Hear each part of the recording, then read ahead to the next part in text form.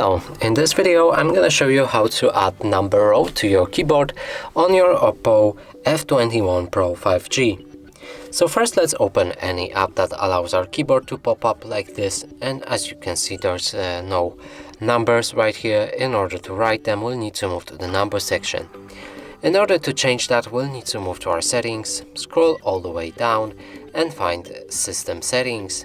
From here select keyboard and input method, go for the Gboard right here. If you're using Gboard, of course, move to the preferences and enable number row like this.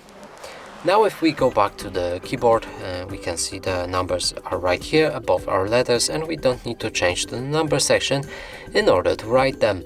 And that's it for this video. Hope you like it. Please consider subscribing to our channel, leave a like and a comment below.